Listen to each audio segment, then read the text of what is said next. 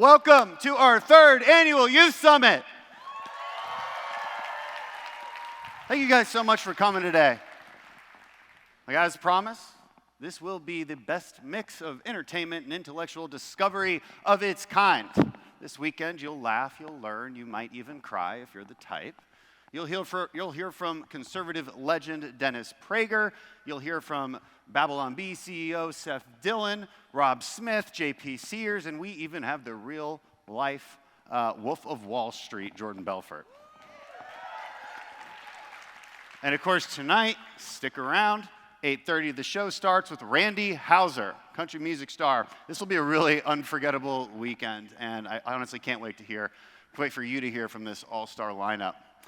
I want to start off today by explaining the underlying theme of this whole thing. And it's a question of who we are, what we stand for, and more importantly, where are we going? Nearly 60 years ago, in 1964, Ronald Reagan gave his now famous speech, A Time for Choosing. If you've never listened to it, I'd highly recommend that you download it off YouTube and have a listen. You might find some very striking parallels to the circumstances that we face today. And you might find comfort in this, or you might find discouragement, knowing that the battles against big government and these Marxist do-gooders, they haven't changed all that much. You may be surprised that the existential question of America's leadership role in the world and what it should be, that question hasn't changed. We're still arguing about it. We're still undecided. Maybe after this weekend, you'll have a better idea of where you should stand. And that's my hope anyway. In 1964, Reagan observed that no nation has ever survived the tax burden where 37 cents of every dollar is the tax collector's share. That sound familiar? Today, we have endless calls for tax increases to satisfy the equally endless hunger for more government compassion. Please give us more of your money so that you can finally prosper. And they say this without a hint of irony. Reagan also observed that even in 1964, our welfare state had exceeded any reasonable metric of patent absurdity, spending $45 billion a year on 9 million families earning $3,000 per year. Now, of course, some basic arithmetic indicates that if you simply divided $45 billion by 9 million families, each would receive $4,600. And yet, on average, they received $600. It appears that someplace there must be some overhead, Reagan said. And today, that number has grown from 45 billion to well over $1 trillion. Those 30 programs, duplicative and unnecessary even in 1964, are now 87 programs. And every year they grow, because the endlessly compassionate Democrat Party succeeds in convincing the American people that this is the first time that any new government program has ever been tried. And we fall for it. Since the pandemic, spending on food stamps has increased from $60 billion to $113 billion. And yet the so-called war on hunger continues without any consideration for the fact that perhaps we have some fraud and abuse going on. In 1964, the Democrat Party claimed they would end juvenile delinquency by reinstituting something like an old civilian conservation corps. Give every needy young person a job and room and board at only $4,700 a year, $44,000 in today's dollars. Reagan pointed out the absurdity, noting you could send a kid to Harvard in those days for $2,700 a year. This isn't that different from today. Democrats have theorized about magically creating government jobs. They've proposed a federal jobs guarantee program that would spend $547 billion to create 10 million jobs. That comes out to about $60,000 per person to create jobs that the market never wanted in the first place. And even in 1964, Reagan pointed out the obvious, that our Social Security program was bust, built on a house of cards. And while it may have been sold to the American people as an insurance program meant to ensure that you would not be forced into poverty on account of being too old to work, the reality was, and still is, quite different. The reality then and now is that it's a welfare program where money is taken from the young, that's you, and transferred to the old. And guess which party wants to tax you more and transfer that money to your grandparents, who also happen to vote a lot more than you do? And that's right, it's the lovely and compassionate Democratic Party. Reagan saved Social Security from insolvency in 1983 by raising the retirement age, which made sense, considering American lifespans have drastically increased. If we want to save the program for you, and me for that matter, we need to do that again and stop promising endless benefits and comforts for the sake of more votes at election time. In the end, that's what Reagan's speech, A Time for Choosing, was about. Will we choose to be free, or will we choose to be dependent? Will we, as Reagan said, believe in our capacity for self-government, or abandon the American Revolution and confess that a little intellectual elite in a far distant capital can plan our lives for us better than we can plan them ourselves? Will we trade our freedom for some false sense of security? Will we allow our leaders to buy our votes with endless false promises of welfare and subsidies and benefits that we are told we deserve because some other person or some other group has taken advantage of us? Reagan said, we have so many people who can't see a fat man standing by a thin one without coming to the conclusion that the fat man got that way by taking advantage of the thin one. So they're going to solve all the problems of human misery through the government and government planning. What's changed since 1964? Identity politics has ravaged our national discussion and tricked so many into believing that they are victims of another and deserving of whatever handout may be proposed. The time for choosing, then, is this. Will we accept the challenges of freedom? Will we accept not just the rewards, but also the risks? Will we risk danger and despair for the sake of climbing ever higher and becoming ever stronger? Will we put our savings into the business we believe in, knowing it may fail?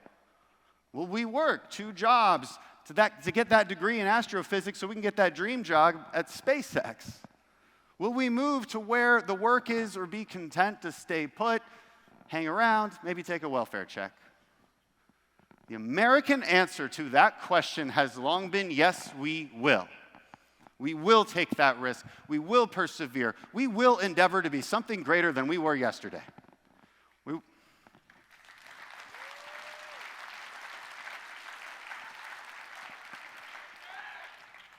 We will recognize this truth, that prosperity and innovation and greatness has come primarily from the powers of free enterprise, from the knowledge that you may be rewarded for the risks you take, the knowledge that governments exist to protect that freedom, not diminish it and redistribute it.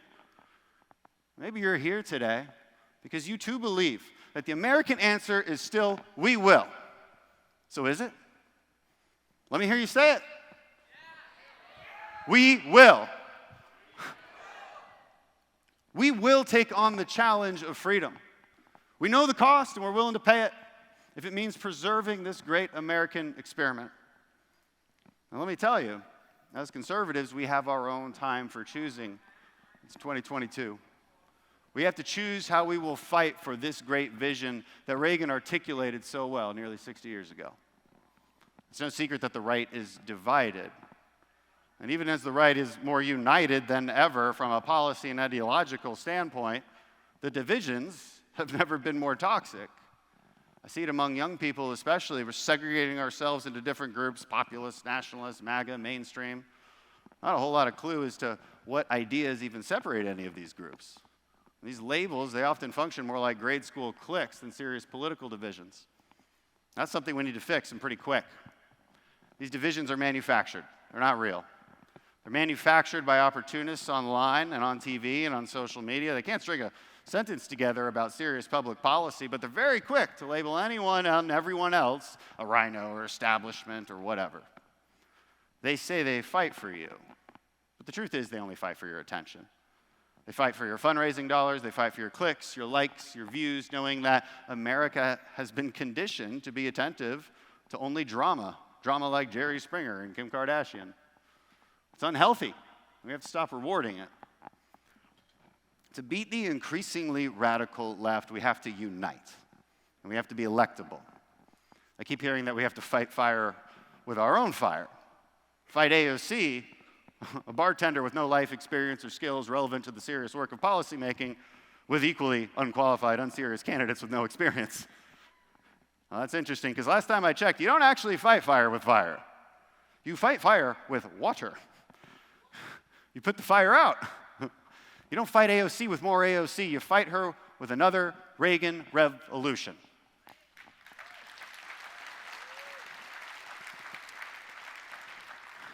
And you fight to win. It may be tempting to support politicians that have mastered the art of fighting for your attention. You may want to also pay attention to what they've won for you.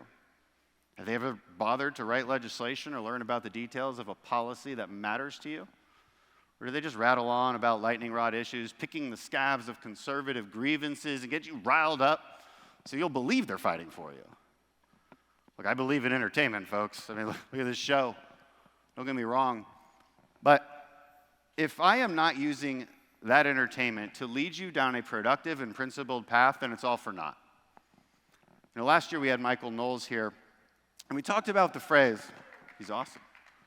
We talked about this phrase, owning the libs. And he pointed out that, yes, we must indeed own the libs, but we must own them with purpose. Entertainment may be a vehicle, but it is never the end goal. The governing philosophy and the policy that is derived from it, that's the end goal. And so this is the choice before conservatives. Will we do the hard work, play the long game, win elections and majorities and sustain them and ultimately win? Or will we succumb to our grievances and bitterness at the advances of the left, whether it's in media or in education, and take their bait and become the party that just wants to burn everything down, along with the principles of Reagan? Now, I, for one, would rather win. Let me tell you this.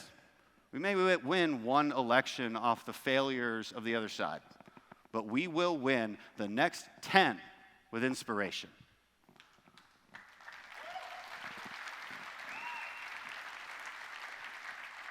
Remember this, Ronald Reagan won 44 states when he defeated Jimmy Carter in 1980. When he ran for re-election in 1984, Reagan won 49 states, received nearly 60% of the popular vote, won 525 electoral votes. That's 97% of the Electoral College, most by any president in American history. Reagan won a majority of independents, more than a fifth of the Democrats. He ran more strongly among young voters than any other Republican in the 20th century.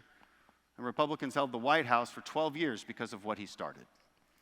And Reagan did not do this with grievance, bitterness, or resentment. He won with inspiration and optimism. That is the example of lasting success that conservatives must follow. That's what leadership is, after all. It's the ability to inspire others to do something that I thought was impossible. That's what we need to be. It's what we can be if we just choose to do it. All the hard work has been done for us. The blood has been shed. The books have been written. The best ideas from human history aggregated and written down in 1776 when our brave nation was born.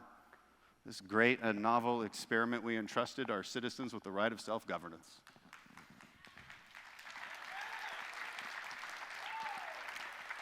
All we have to do is preserve it. Remember Reagan's words, you and I have a rendezvous with destiny. We'll preserve for our children this last best hope of man on earth, or we'll sentence them to take the last step into 1,000 years of darkness. I, for one, will not accept darkness.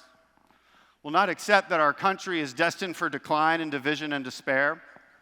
I have a different path in mind, one where this is America's century, where our greatest achievements are yet ahead of us, where we rise up again and again and we shed the warm blanket of self-pity and grievance and instead choose a better path, liberty and courage.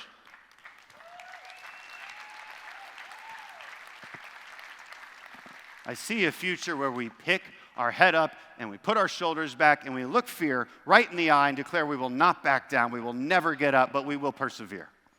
We will embrace the great challenge of freedom. We will preserve this, the last best hope of man on earth. Are you ready to do that? Let me hear it from you. Are you ready to do that? Let's start this thing!